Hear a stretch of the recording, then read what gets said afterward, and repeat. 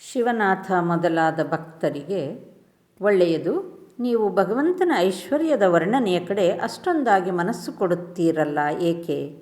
ನಾನು ಕೇಶವಸೇನನಿಗೂ ಇದೇ ಪ್ರಶ್ನೆ ಹಾಕಿದೆ. ಒಂದು ದಿನ ಆತ ಮತ್ತು ಆತನ ಗುಂಪು ಎಲ್ಲರೂ ದಕ್ಷಿಣೇಶ್ವರಕ್ಕೆ ಬಂದಿದ್ದರು. ನಾನು ಅವರಿಗೆ ಹೇಳಿದೆ, ನಿಮ್ಮಗಳ ಲೆಕ್ಚರ್ ಕೇಳಬೇಕು ಅಂತ ಇದ್ದೇನೆ. ಗಂಗಾಘಟ್ಟದ ಎದುರಿಗಿರುವ ಮುಖಮಂಟಪದಲ್ಲಿ ಎಲ್ಲರೂ ನೆರೆದರು. ಕೇಶವಸೇನ ಉಪನ್ಯಾಸ ಕೊಡಲಾರಂಭಿಸಿದ. ಆತ ಬಹಳ ಚೆನ್ನಾಗಿ ಮಾತನಾಡಿದ. ನನಗೆ ಭಾವಾವಸ್ಥೆ ಬಂದುಬಿಟ್ಟಿತು. ಉಪನ್ಯಾಸವಾದ ನಂತರ ನಾನು ಕೇಶವನಿಗೆ ಹೇಳಿದೆ, ನೀನು ಇವನ್ನು ಬಾರಿ ಬಾರಿಗೂ ಹೇಳುತ್ತೀಯಲ್ಲ, ಹೇ ಭಗವಂತ, ನೀನು ಎಂಥ ಸುಂದರ ಹೂಗಳನ್ನು ಸೃಷ್ಟಿಸಿದ್ದೀಯೇ. ಹೇ ಭಗವಂತ, ನೀನು ಆಕಾಶ, ನಕ್ಷತ್ರ, ಸಮುದ್ರ ಇವನ್ನು ಸೃಷ್ಟಿಸಿದ್ದೀಯೇ ಇತ್ಯಾದಿ ಏಕೆ? ಯಾರಿಗೆ ತಮಗೆ ವೈಭವದ ಮೇಲೆಯೇ ಪ್ರೀತಿ ಇದೆಯೋ ಅವರು ಮಾತ್ರವೇ ಭಗವಂತನ ವೈಭವವನ್ನು ವರ್ಣಿಸಲು ಪ್ರೀತಿಸುತ್ತಾರೆ. ಒಮ್ಮೆ ಒಬ್ಬ ಕಳ್ಳ ರಾಧಾಕಾಂತ ದೇವಾಲಯಕ್ಕೆ ನುಗ್ಗಿ ದೇವರ ಆಭರಣಗಳನ್ನು ಕದ್ದುಕೊಂಡು ಹೋಗಿಬಿಟ್ಟ. ಮಥುರಬಾಬು ದೇವಾಲಯಕ್ಕೆ ಹೋಗಿ ದೇವರಿಗೆ ಹೇಳಿದ, ಛೇ, ನೀನು ಎಂಥ ದೇವರು, ನೀನು ನಿನ್ನ ಒಡವೆಗಳನ್ನು ರಕ್ಷಿಸಿಕೊಳ್ಳಲಾರದೆ ಹೋದೆಯಲ್ಲ. ನಾನು ಮಥುರಬಾಬುವಿಗೆ ಹೇಳಿದೆ, ನಿನ್ನದು ಎಂಥ ಬುದ್ಧಿ, ಸಾಕ್ಷಾತ್ ಲಕ್ಷ್ಮಿಯನ್ನೇ ದಾಸಿಯನ್ನಾಗಿ ಮಾಡಿಕೊಂಡು ಆಕೆಯಿಂದ ಪಾದ ಸೇವೆ ಕೈಗೊಳ್ಳುತ್ತಿರುವ ಶ್ರೀಮನ್ನಾರಾಯಣನಿಗೆ ಐಶ್ವರ್ಯದ ಅಭಾವವಿರುವುದೇ? ಆ ಒಡವೆ ನಿನಗೇನೋ ಬಹಳ ಬೆಲೆಯುಳ್ಳ ವಸ್ತು ಆಗಿರಬಹುದು, ಆದರೆ ಭಗವಂತನಿಗೆ ಅವೆಲ್ಲ ಕೇವಲ ಮಣ್ಣಿನ ಹೆಂಟೆ ಮಾತ್ರ. ಛೇ, ನೀನು ಇಂಥ ಬುದ್ಧಿ ಇಲ್ಲದ ಮಾತನ್ನು ಎಂದಿಗೂ ಆಡಬಾರದಾಗಿತ್ತು. ನೀನು ಭಗವಂತನಿಗೆ ಏನು ಐಶ್ವರ್ಯಗಳನ್ನು ತಾನೇ ಕೊಡಬಲ್ಲೆ? ಅದಕ್ಕಾಗಿಯೇ ನಾನು ಹೇಳುವುದು, ಯಾರಿಗೆ ಯಾರಿಂದ ಆನಂದ ದೊರೆಯುವುದೋ ಅವರು ಅವರಿಗಾಗಿಯೇ ಅಪೇಕ್ಷೆ ಪಡುತ್ತಾರೆ. ಆ ವ್ಯಕ್ತಿಯ ಮನೆ ಎಲ್ಲಿದೆ, ಅವರಿಗೆಷ್ಟು ಮನೆಗಳಿವೆ, ಎಷ್ಟು ತೋಟ ತುಡಿಕೆಗಳಿವೆ, ಆಳು ಕಾಳು ಎಷ್ಟು ಜನ ಇದ್ದಾರೆ, ದಾಸಿಗೀಸಿಯರು ಎಷ್ಟು ಮಂದಿ, ಇವುಗಳ ಸುದ್ದಿ ಸಮಾಚಾರಗಳಿಂದ ಅವರಿಗೇನು ಪ್ರಯೋಜನ? ನರೇಂದ್ರ ಕಣ್ಣಿಗೆ ಬಿದ್ದ ಎಂದರೆ ಎಲ್ಲವೂ ಮರೆತೇ ಹೋಗಿಬಿಡುತ್ತದೆ. ಆತನ ಮನೆ ಎಲ್ಲಿದೆ, ಆತನ ತಂದೆಗೇನು ಕೆಲಸ, ಆತನಿಗೆ ಎಷ್ಟು ಜನ ಸಹೋದರರಿದ್ದಾರೆ, ಇವೇ ಮೊದಲಾದ ಪ್ರಶ್ನೆಯನ್ನು ಮರೆತೂ ನಾನು ಅವನಿಗೆ ಇದುವರೆಗೆ ಒಂದು ದಿನವೂ ಹಾಕಿಲ್ಲ. ಭಗವಂತನ ಮಾಧುರ್ಯ ರಸದಲ್ಲಿ ಮುಳುಗಿ ಹೋಗಿಬಿಡು. ಆತನ ಅನಂತ ಸೃಷ್ಟಿಯ, ಆತನ ಅನಂತ ಐಶ್ವರ್ಯದ ಸುದ್ದಿ ಸಮಾಚಾರ ನಮಗೇಕೆ? ಪರಮಹಂಸರು ಹಾಡುತ್ತಿದ್ದಾರೆ, ಮುಳುಗು ಮುಳುಗು ಮನವೇ ಹಿರಿಯೊಲವಿನ ಕಡಲಾಳಕ್ಕೆ, ಮುಳುಗು ಮುಳುಗು ಒಳಗೆ. ಶ್ರೀರಾಮಕೃಷ್ಣರು ಮಾತು ಮುಂದುವರಿಸುತ್ತಿದ್ದಾರೆ. ಹೌದು, ನಿಜ. ಭಗವಂತನ ದರ್ಶನ ದೊರೆತ ಮೇಲೆ ಭಕ್ತನಿಗೆ ಇಚ್ಛೆಯಾಗುತ್ತದೆ ಆತನ ಲೀಲೆ ನೋಡೋಣ ಅಂತ. ರಾವಣನನ್ನು ವಧಿಸಿದ ನಂತರ ಶ್ರೀರಾಮಚಂದ್ರ ಲಂಕಾಪುರಿಯನ್ನು ಪ್ರವೇಶ ಮಾಡಿದ. ವೃದ್ಧೆಯಾದ ರಾವಣನ ತಾಯಿ ನಿಕಷೆ ಪ್ರಾಣ ರಕ್ಷಣೆಗಾಗಿ ಸುಮ್ಮನೆ ಓಡಲಾರಂಭಿಸಿದಳು.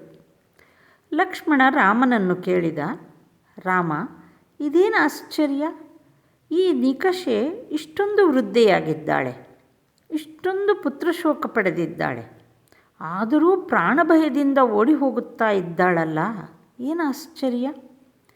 ಶ್ರೀರಾಮಚಂದ್ರ ನಿಕಷೆಗೆ ಅಭಯದಾನವಿತ್ತು ಹತ್ತಿರಕ್ಕೆ ಕರೆಸಿಕೊಂಡು ಆಕೆ ಓಡಿ ಹೋಗುತ್ತಿರುವುದಕ್ಕೆ ಕಾರಣ ಕೇಳಲಾಗಿ ಆಕೆ ಹೇಳಿದಳು, ಹೇ ರಾಮ, ನಾನು ಇಲ್ಲಿಯವರೆಗೆ ಬದುಕಿಕೊಂಡಿರುವುದರಿಂದ ಇದುವರೆಗೆ ನಿನ್ನ ಅನೇಕ ಲೀಲೆಗಳನ್ನು ನೋಡಿದ್ದೇನೆ. ನೀನು ಇನ್ನೂ ಮಾಡಬಹುದಾದ ಲೀಲೆಗಳನ್ನು ನೋಡಲು ಇನ್ನೂ ಹೆಚ್ಚು ಕಾಲ ಬದುಕಿರಬೇಕು ಎಂಬುದಾಗಿ ಇಚ್ಛೆಯಾಗುತ್ತದೆ. ಎಲ್ಲರೂ ನಗುತ್ತಿದ್ದಾರೆ. ಶಿವನಾಥನಿಗೆ, ನಿಮ್ಮನ್ನು ನೋಡಲು ನನಗೆ ಇಚ್ಛೆಯಾಗುತ್ತಿದೆ. ಶುದ್ಧಾತ್ಮರನ್ನು ನೋಡದೆ ಮಾತಾಡದೆ ನಾನು ಹೇಗೆ ತಾನೇ ಬದುಕಿಕೊಂಡಿರಲಿ? ಅವರು ಪೂರ್ವಜನ್ಮದ ನನ್ನ ಬಂಧುಗಳಾಗಿ ಕಾಣಬರುತ್ತಾರೆ. ಒಬ್ಬ ಬ್ರಾಹ್ಮ ಭಕ್ತ: ಮಹಾಶಯರೇ, ನಿಮಗೆ ಜನ್ಮಾಂತರದಲ್ಲಿ ನಂಬಿಕೆ ಇದೆಯೇ? ಶ್ರೀರಾಮಕೃಷ್ಣರು: ಹೌದು, ಜನ್ಮಾಂತರ ಇದೆ ಎಂದು ಕೇಳಿದ್ದೇನೆ. ಭಗವಂತನ ಕಾರ್ಯ ಏನು ಎಂಬುದನ್ನು ನಮ್ಮ ಈ ಅಲ್ಪ ಬುದ್ಧಿಯಿಂದ ಅರಿಯುವ ಬಗೆ ಹೇಗೆ? ಜನ್ಮಾಂತರದ ಸಂಬಂಧವಾಗಿ ಅನೇಕರು ಹೇಳಿದ್ದಾರೆ. ಆದ್ದರಿಂದ ಅದರಲ್ಲಿ ನಂಬಿಕೆ ಇಡದೆ ಇರಲಾಗುವುದಿಲ್ಲ. ಭೀಷ್ಮ ಶರಶಯ್ಯೆಯಲ್ಲಿ ಮಲಗಿ ಸಾಯುವುದರಲ್ಲಿದ್ದಾಗ ಪಾಂಡವರು ಶ್ರೀಕೃಷ್ಣನೊಡನೆ ಆತನ ಸುತ್ತಲೂ ನಿಂತುಕೊಂಡಿದ್ದರು. ಆ ಮಹಾವೀರನ ಕಣ್ಣಿನಲ್ಲಿ ನೀರು ತೊಟ್ಟಿಕ್ಕುತ್ತಿರುವುದು ಅವರ ಕಣ್ಣಿಗೆ ಬಿತ್ತು. ಅರ್ಜುನ ಶ್ರೀಕೃಷ್ಣನಿಗೆ ಹೇಳಿದ: ಸೋದರ, ಏನು ಆಶ್ಚರ್ಯ ಇದು!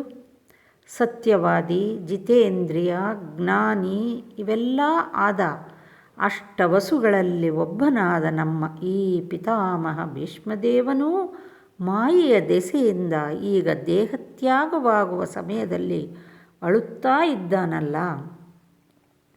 ಶ್ರೀಕೃಷ್ಣ ಭೀಷ್ಮನಿಗೆ ಇದನ್ನು ತಿಳಿಸಲಾಗಿ ಆತ ಹೇಳಿದ: ಓ ಕೃಷ್ಣ, ನಾನು ಅದಕ್ಕಾಗಿ ಅಳುತ್ತಿಲ್ಲ ಎಂಬುದು ನಿನಗೆ ಗೊತ್ತಿದೆ. ಸಾಕ್ಷಾತ್ ಭಗವಂತನೇ ಪಾಂಡವರ ಸಾರಥಿಯಾಗಿದ್ದರೂ ಅವರ ದುಃಖಕ್ಕೂ ವಿಪತ್ತಿಗೂ ಕೊನೆಯೇ ಇಲ್ಲವಲ್ಲ ಎಂಬ ಒಂದು ಭಾವನೆಯಿಂದ ಭಗವಂತನ ಕಾರ್ಯ ಎಳ್ಳಷ್ಟೂ ನನಗೆ ಅರ್ಥವಾಗುತ್ತಿಲ್ಲವಲ್ಲ ಎಂಬುದಾಗಿ ಭಾವಿಸಿ ಅಳುತ್ತಿದ್ದೇನೆ. ಈಗ ಸಮಾಜಗೃಹದಲ್ಲಿ ಸಾಯಂ ಉಪಾಸನೆ ಆರಂಭವಾಯಿತು. ಸಮಯ 8:30. ಸ್ವಲ್ಪ ಹೊತ್ತಿನಲ್ಲೇ ಚಂದ್ರೋದಯವಾಯಿತು. ಉದ್ಯಾನವನದ ವೃಕ್ಷ ಲತಾ ಪಲ್ಲವಗಳು ಶರಶ್ಚಂದ್ರನ ವಿಮಲ ಕಿರಣಗಳಿಂದ ಬೆಳಗಲಾರಂಭಿಸಿದವು. ಉಪಾಸನೆ ಮುಗಿದ ನಂತರ ಸಂಕೀರ್ತನೆ ಆರಂಭವಾಯಿತು. ಪರಮಹಂಸರು ಭಗವತ್ ಪ್ರೇಮದಿಂದ ಮತ್ತರಾಗಿ ನರ್ತಿಸುತ್ತಿದ್ದಾರೆ. ಬ್ರಾಹ್ಮ ಭಕ್ತರು ತಾಳ ಮೃದಂಗಗಳೊಡನೆ ಅವರನ್ನು ಸುತ್ತುಗಟ್ಟಿ ನರ್ತಿಸುತ್ತಿದ್ದಾರೆ. ಭಗವಂತನ ಸಾಕ್ಷಾತ್ಕಾರ ದೊರೆತು ಬಿಟ್ಟಿದೆಯೋ ಏನೋ ಎಂಬಂತೆ ಎಲ್ಲರೂ ಭಾವದಿಂದ ಮತ್ತರಾಗಿ ಬಿಟ್ಟಿದ್ದಾರೆ. ಭಗವನ್ನಾಮದ ಧ್ವನಿ ಆ ಸ್ಥಳದಲ್ಲೆಲ್ಲ ಸುಮ್ಮನೆ ಪ್ರತಿಧ್ವನಿತವಾಗುತ್ತಿದೆ.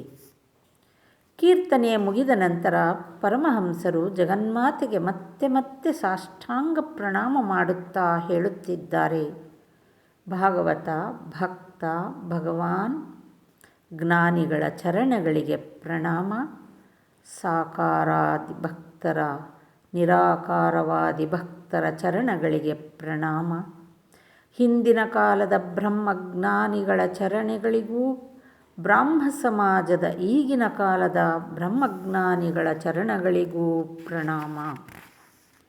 ವೇಣಿ ಮಾಧವ ಅನೇಕ ವಿಧದ ಭಕ್ಷ್ಯಭೋಜ್ಯಗಳನ್ನು ಮಾಡಿಸಿ ಭಕ್ತರೆಲ್ಲರಿಗೂ ಊಟಕ್ಕೆ ಬಡಿಸಿದ. ಪರಮಹಂಸರು ಭಕ್ತರೊಡನೆ ಕುಳಿತು ಆನಂದದಿಂದ ಪ್ರಸಾದ ಸ್ವೀಕರಿಸುತ್ತಿದ್ದಾರೆ. 15 ನವೆಂಬರ್ 1882 ಇಸ್ವಿ, ಕಾರ್ತೀಕ ಶುಕ್ಲ ಪಂಚಮಿ, ಬುಧವಾರ. ಪರಮಹಂಸರು ರಾಖಾಲನೆ ಮೊದಲಾದ ಒಬ್ಬಿಬ್ಬರು ಭಕ್ತರೊಡನೆ ಮಾಸ್ಟರನ್ನು ವಿಲ್ಸನ್ ಸರ್ಕಸ್ಸಿಗೆ ಕರೆದುಕೊಂಡು ಹೋಗಲು ವಿದ್ಯಾಸಾಗರನ ಶಾಲೆಯ ಹತ್ತಿರಕ್ಕೆ ಗಾಡಿಯಲ್ಲಿ ಬಂದರು. ಈಗ ಎಲ್ಲರೂ ಮೈದಾನದ ಕಡೆ ತೆರಳುತ್ತಿದ್ದಾರೆ. ಗಾಡಿ ಜನಸಂದಣಿಯಿಂದ ಕೂಡಿದ ಚಿತ್ಪುರ ರಸ್ತೆಯ ಮಾರ್ಗವಾಗಿ ಹೋಗಲಾರಂಭಿಸಿತು. ಪರಮಹಂಸರ ಆನಂದಕ್ಕೆ ಪಾರವೇ ಇಲ್ಲ. ಚಿಕ್ಕ ಮಕ್ಕಳ ಹಾಗೆ ಗಾಡಿಯ ಈ ಕಡೆಯ ಕಿಟಕಿಯಿಂದ ಒಮ್ಮೆ, ಆ ಕಡೆಯ ಕಿಟಕಿಯಿಂದ ಒಮ್ಮೆ, ಹೀಗೆ ಹೊರಕ್ಕೆ ಬಗ್ಗಿ ನೋಡುತ್ತಾ ರಸ್ತೆಯ ಜನರನ್ನು ಸಂಬೋಧಿಸುತ್ತಿರುವರೋ ಏನೋ ಎಂಬಂತೆ ತಮಗೆ ತಾವೇ ಹೇಳಿಕೊಳ್ಳುತ್ತಿದ್ದಾರೆ. ಹೊಟ್ಟೆಪಾಡಿಗಾಗಿ ಎಲ್ಲರೂ ಹೋಗುತ್ತಿದ್ದಾರೆ. ಭಗವಂತನ ಕಡೆಗೆ ದೃಷ್ಟಿಯನ್ನೇ ಇಟ್ಟಿಲ್ಲ. ಗಾಡಿ ಸರ್ಕಸ್ಸಿನ ಹತ್ತಿರಕ್ಕೆ ಬಂದಿತು. ಭಕ್ತರು ಸುಲಭ ಬೆಲೆಯ ಟಿಕೆಟ್ಟುಗಳನ್ನು ಕೊಂಡುಕೊಂಡು ಪರಮಹಂಸರನ್ನು ಒಂದು ಎತ್ತರವಾದ ಜಾಗದಲ್ಲಿ ಕೂರಿಸಿ ತಾವೂ ಒಂದು ಬೆಂಚಿನ ಮೇಲೆ ಕುಳಿತುಕೊಂಡರು. ಪರಮಹಂಸರು ಆನಂದದಿಂದ ಹೇಳುತ್ತಿದ್ದಾರೆ, ಭೇಷ್, ಇಲ್ಲಿಂದ ಬಹಳ ಚೆನ್ನಾಗಿ ಕಾಣುತ್ತದೆ. ರಂಗಭೂಮಿಯಲ್ಲಿ ಅನೇಕ ವಿಧದ ಸಾಹಸ ಕಾರ್ಯಗಳು ನಡೆಯಲಾರಂಭಿಸಿದವು. ಒಂದು ಕುದುರೆ ಒಂದು ಗುಂಡಾದ ಮಾರ್ಗದಲ್ಲಿ ಓಡಲಾರಂಭಿಸಿತು. ಅದರ ಮೇಲೆ ಒಬ್ಬ ಆಂಗ್ಲ ಮಹಿಳೆ ಒಂಟಿ ಕಾಲಿನಲ್ಲಿ ನಿಂತುಕೊಂಡಿದ್ದಳು. ಆಕೆಯ ಮುಂದೆ ಮಧ್ಯೆ ಮಧ್ಯೆ ಆ ದಾರಿಯ ಮೇಲೆ ಕಬ್ಬಿಣದ ಭಾರೀ ಭಾರೀ ಉಂಗುರಗಳನ್ನು ನೇತು ಹಾಕಿದ್ದರು. ಕುದುರೆ ಪ್ರತಿಯೊಂದು ಉಂಗುರದ ಕೆಳಗೆ ಹೋದಾಗ ಆ ಮಹಿಳೆ ಕುದುರೆಯಿಂದ ನೆಗೆದು ಆ ಉಂಗುರದ ಮೂಲಕ ಹಾದು ಮತ್ತೆ ಒಂಟಿ ಕಾಲಿನಲ್ಲೇ ಆ ಕುದುರೆಯ ಬೆನ್ನ ಮೇಲಕ್ಕೆ ಇಳಿದು ಮುಂದುವರಿಯುತ್ತಿದ್ದಳು. ಆದರೆ ಆ ಗುಂಡಾದ ಮಾರ್ಗದಲ್ಲಿ ಮತ್ತೆ ಮತ್ತೆ ಸುತ್ತುತ್ತಲೇ ಇತ್ತು. ಆ ಮಹಿಳೆ ಕೂಡ ಎಲ್ಲೂ ತಪ್ಪದೆ ಆ ಕುದುರೆಯ ಮೇಲೆ ಸಕಾಲಕ್ಕೆ ಆ ಉಂಗುರಗಳ ಮೂಲಕ ಹಾದು ಹಾದು ಉಳಿದು ಮುಂದುವರಿಯುತ್ತಲೇ ಇದ್ದಳು. ಸರ್ಕಸ್ಸು ಮುಗಿಯಿತು. ಪರಮಹಂಸರು ಮತ್ತು ಭಕ್ತರು ಗಾಡಿಯ ಹತ್ತಿರಕ್ಕೆ ಬಂದರು. ಚಳಿ ಶುರುವಾಗಿದೆ. ಹಸಿರು ಶಾಲು ಹೊದ್ದಿಕೊಂಡು ಪರಮಹಂಸರು ಭಕ್ತರೊಡನೆ ಮಾತುಕತೆಯಾಡುತ್ತಾ ಮೈದಾನದಲ್ಲಿ ನಿಂತುಕೊಂಡಿದ್ದಾರೆ. ಶ್ರೀರಾಮಕೃಷ್ಣರು ಮಾಸ್ಟರಿಗೆ ತೋರಿಸುತ್ತಿದ್ದಾರೆ. ನೋಡಿದೆಯೋ ಹೇಗೆ ಆ ಕುದುರೆ ಮಿಂಚಿನ ವೇಗದಲ್ಲಿ ಓಡುತ್ತಿದ್ದರೂ ಆ ಮಹಿಳೆ ಒಂಟಿ ಕಾಲಿನಲ್ಲಿ ಅದರ ಮೇಲೆ ನಿಂತುಕೊಂಡಿರುತ್ತಿದ್ದಳು. ಅದು ಎಂಥ ಕಷ್ಟವಾದ ಸಾಹಸ ಕಾರ್ಯ. ಆಕೆ ಬಹಳ ಕಾಲ ಅಭ್ಯಾಸ ಮಾಡಿರಬೇಕು. ಒಂದು ಸ್ವಲ್ಪವಾದರೂ ಅಜಾಗರೂಕಳಾದಳು ಎಂದರೆ ಕೈಕಾಲು ಮುರಿದುಕೊಳ್ಳುವ ಸಂಭವ, ಪ್ರಾಣವೂ ಹೋಗುವ ಸಂಭವ. ಸಂಸಾರಿಯ ಜೀವನವೂ ಇದೇ ರೀತಿ ಕಠಿಣ. ಎಲ್ಲೋ ಕೆಲವರು ಮಾತ್ರ ಭಗವಂತನ ಕೃಪೆಯಿಂದ ಮತ್ತು ತಮ್ಮ ತೀವ್ರ ಸಾಧನೆ ಭಜನೆಯ ಬಲದಿಂದ ಅದರಲ್ಲಿ ಜಯಶೀಲರಾಗುತ್ತಾರೆ. ಆದರೆ ಅಧಿಕಾಂಶ ಜನರಿಗೆ ಇದು ಸಾಧ್ಯವಿಲ್ಲ. ಸಂಸಾರಕ್ಕೆ ಕಾಲಿಟ್ಟು ಇನ್ನೂ ಅಧಿಕವಾಗಿ ಬಂಧನಕ್ಕೆ ಒಳಗಾಗಿ ಬಿಡುತ್ತಾರೆ. ಇನ್ನೂ ಆಳಕ್ಕೆ ಮುಳುಗಿ ಹೋಗಿ ಬಿಡುತ್ತಾರೆ. ಬಹಳ ಕಷ್ಟಕ್ಕೆ ತುತ್ತಾಗುತ್ತಾರೆ. ಎಲ್ಲೋ ಕೆಲವರು, ಉದಾಹರಣೆಗೆ ಜನಕನೇ ಮೊದಲಾದವರು, ತಮ್ಮ ಮಹಾ ತಪಸ್ಸಿನ ಬಲದಿಂದ ಸಂಸಾರ ಜೀವನದಲ್ಲಿ ಜಯಶೀಲರಾದರು. ಆದ್ದರಿಂದ ಸಾಧನೆ ಭಜನೆ ಅತ್ಯಂತ ಅವಶ್ಯಕ. ಇಲ್ಲದಿದ್ದರೆ ಸಂಸಾರದಲ್ಲಿ ಸರಿಯಾಗಿ ಇರಲಾಗುವುದಿಲ್ಲ. ಶ್ರೀರಾಮಕೃಷ್ಣರು ಭಕ್ತರೊಡನೆ ಗಾಡಿಯನ್ನು ಹತ್ತಿ ಬಲರಾಮ್ ಬಸುವಿನ ಮನೆಗೆ ಬಂದರು. ಆ ಮನೆಯವರು ಅವರೆಲ್ಲರನ್ನೂ 2ನೇ ಅಂತಸ್ತಿಗೆ ಕರೆದುಕೊಂಡು ಹೋದರು. ಸಾಯಂಕಾಲವಾಗಿದೆ. ದೀಪ ಹಚ್ಚಿದ್ದಾರೆ. ಪರಮಹಂಸರು ತಾವು ಸರ್ಕಸ್ಸಿನಲ್ಲಿ ನೋಡಿದ ಸಾಹಸ ಕಾರ್ಯಗಳನ್ನೆಲ್ಲ ಈ ಮನೆಯವರಿಗೆ ವರ್ಣಿಸಲು ಆರಂಭಿಸಿದರು. ಕ್ರಮೇಣ ಅನೇಕ ಭಕ್ತರು ಅಲ್ಲಿಗೆ ಬಂದು ಸೇರಿಬಿಟ್ಟರು. ಅವರೊಡನೆ ಎಲ್ಲ ಈಗ ಭಗವತ್ ಸಂಬಂಧವಾಗಿ ಮಾತುಕತೆ ಆಡಲು ಆರಂಭಿಸಿದ್ದಾರೆ. ಹಾಗೆ ಮಾತು ಜಾತಿ ಭೇದದ ಸಂಬಂಧವಾಗಿ ಆರಂಭವಾಯಿತು. ಪರಮಹಂಸರು ಹೇಳುತ್ತಿದ್ದಾರೆ, ಜಾತಿ ಭೇದವನ್ನು ಒಂದು ವಿಧದಿಂದ ತೆಗೆದುಹಾಕಿಬಿಡಬಹುದು. ಆ ಮಾರ್ಗವೇ ಭಕ್ತಿ. ಭಕ್ತರಿಗೆ ಜಾತಿ ಎಂಬುದೇ ಇಲ್ಲ. ಭಕ್ತಿ ದೊರೆಯಿತು ಎಂದರೆ ದೇಹ ಮನಸ್ಸು ಆತ್ಮ ಎಲ್ಲ ಶುದ್ಧವಾಗಿ ಬಿಡುತ್ತದೆ. ಗೌರಾಂಗ ಮತ್ತು ನಿತಾಯಿ ಆ ಚಂಡಾಲಾದಿಯಾಗಿ ಎಲ್ಲರಿಗೂ ಭಗವನ್ನಾಮವನ್ನು ಕೊಡಲಾರಂಭಿಸಿದರು. ಹೃದಯದಲ್ಲಿ ಭಕ್ತಿ ಇಲ್ಲದೇ ಇತ್ತು ಎಂದರೆ ಬ್ರಾಹ್ಮಣನಲ್ಲ. ಹೃದಯದಲ್ಲಿ ಅದು ಇತ್ತು ಎಂದರೆ ಚಂಡಾಲನಲ್ಲ. ಭಕ್ತಿಯೊಂದಿತ್ತು ಎಂದರೆ ಅಸ್ಪೃಶ್ಯ ಜಾತಿಯು ಶುದ್ಧ ಪವಿತ್ರ ಆಗಿಬಿಡುತ್ತದೆ. ಶ್ರೀರಾಮಕೃಷ್ಣರು ಸಂಸಾರದಲ್ಲಿ ಬದ್ಧರಾಗಿರುವ ಜೀವಿಗಳ ಮಾತೆತ್ತಿ ಹೇಳುತ್ತಿದ್ದಾರೆ. ಅವರನ್ನು ರೇಷ್ಮೆ ಹುಳುವಿಗೆ ಹೋಲಿಸಬಹುದು. ಅದು ಇಚ್ಛೆಪಟ್ಟರೆ ತನ್ನ ಗೂಡನ್ನು ಕತ್ತರಿಸಿ ಹೊರಕ್ಕೆ ಬರಬಲ್ಲದು.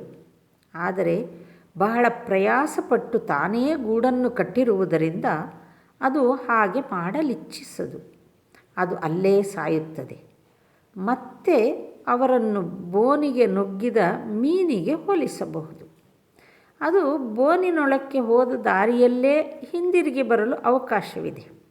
ಆದರೆ ಕಲಕಲ ಎಂಬ ನೀರಿನ ಮಧುರ ಶಬ್ದ ಕೇಳುತ್ತಾ ಉಳಿದ ಮೀನುಗಳೊಡನೆ ಕ್ರೀಡಿಸುವುದರಲ್ಲೇ ಎಲ್ಲವನ್ನೂ ಮರೆತು ಬಿಡುತ್ತದೆ. ಹೊರಕ್ಕೆ ಬರಲು ಪ್ರಯತ್ನವನ್ನೇ ಮಾಡುವುದಿಲ್ಲ. ಮಕ್ಕಳು ಮರಿಗಳ ತೊದಲು ನುಡಿಯೇ ನೀರಿನ ಕಲಕಲ ಎಂಬ ಮಧುರ ಶಬ್ದ. ಉಳಿದ ಮೀನುಗಳೇ ಬಂಧು ಬಾಂಧವರು. ಆದರೂ ಎಲ್ಲೋ ಒಂದೆರಡು ಅಲ್ಲಿಂದ ಓಡಿ ಹೊರಕ್ಕೆ ಬಂದು ಬಿಡುತ್ತವೆ. ಅವೇ ಮುಕ್ತ ಜೀವಿಗಳು. ಪರಮಹಂಸರು ಈಗ ಹಾಡುತ್ತಿದ್ದಾರೆ. ತಾಯ ಮಾಯೆಯ ಬಲೆಯು ಹರಹಿದೆ ಮೂರು ಲೋಕದ ಅಗಲಕ್ಕೆ, ಬ್ರಹ್ಮ ವಿಷ್ಣುಗಳೆಲ್ಲ ಮೂರ್ಛಿತರಾಗಿ ಸಂದರು ಮಾಯೆಗೆ. ಇನ್ನು ಮನುಜರ ಪಾಡು ಏನಿದೆ, ನಮಗೆ ಎಲ್ಲಿದೆ ಬಿಡುಗಡೆ, ಬಲೆಗೆ ಸಿಲುಕಿದ ಮೀನಿನಂದದಿ ಮನುಜ ಕುಲವಿಲ್ಲಲೆದಿದೆ. ತನ್ನ ನೂಳಲು ತಾನೇ ಸಿಲುಕಿದೆ, ತೆರಣಿ ಹುಳುವಿನ ತೆರನಿದೆ. ಪರಮಹಂಸರು ಮಾತು ಮುಂದುವರಿಸುತ್ತಿದ್ದಾರೆ. ಜೀವನವನ್ನು ಒಂದು ವಿಧದ ಧ್ಯಾನಕ್ಕೆ ಹೋಲಿಸಬಹುದು. ಅದನ್ನು ಬೀಸುವ ಕಲ್ಲಿಗೆ ಸುರಿದಿದೆ ಅಂತ ಇಟ್ಟುಕೊಳ್ಳಿ. ಇನ್ನೇನು ಅದು ಒಡೆದು ಚೂರ್ಣವಾಗಿ ಬಿಡುವುದರಲ್ಲಿದೆ. ಆದರೆ ಯಾವ ಕಾಳುಗಳು ಗೂಟದ ಮೇಲೆ ಇರುತ್ತವೋ ಅವು ಒಡೆದು ಚೂರ್ಣವಾಗಿ ಹೋಗುವುದಿಲ್ಲ. ಆದ್ದರಿಂದ ಜೀವ ಗೂಟಕ್ಕೆ ಎಂದರೆ ಭಗವಂತನಿಗೆ ಶರಣಾಗತನಾಗಬೇಕು. ಆತನನ್ನು ಕರೆ, ಆತನ ನಾಮಗುಣ ಕೀರ್ತನೆ ಮಾಡು. ಆಗ ಮುಕ್ತಿ. ಇಲ್ಲದಿದ್ದರೆ ಮೃತ್ಯು ಎಂಬ ಬೀಸುವ ಕಲ್ಲಿನಿಂದ ಬೀಸಲ್ಪಟ್ಟು ಚೂರ್ಣವಾಗಿ ಹೋಗಿಬಿಡುವೆ. ಪರಮಹಂಸರು ಮತ್ತೆ ಹಾಡುತ್ತಿದ್ದಾರೆ. ಓ ತಾಯಿ, ಓ ತಾಯಿ, ಮುಳುಗುತ್ತಿದೆ ನೌಕೆ ಈ ಜಗದ ಕತ್ತಲಿನ ಕಡಲ ತೆರೆ ತಳಕೆ. ಸುತ್ತಮುತ್ತಲಿನ ಮಾಯ ಮೋಹದ ಗಾಳಿ ಬೀಸಿ ದಾಳಿಯ ಮಾಡಿ ಹೋರಾಡಿದೆ. ಮನವಿಲ್ಲಿ ಮಂಕಾಯಿತು, ಅರಿವರ್ಗ ಬಲವಾಯಿತು, ಹುಟ್ಟೊಡೆದು ಪಟ ಹರಿದು ಮುರಿದು ಬಿತ್ತು. ನಿಷ್ಕರುಣ ಗಾಳಿಯಲ್ಲಿ ನನ್ನ ದೋಣಿಯು ಬಂದು ಇಂದು ಈ ಗತಿಯಲ್ಲಿ ಸಿಕ್ಕುದಾಯಿತು.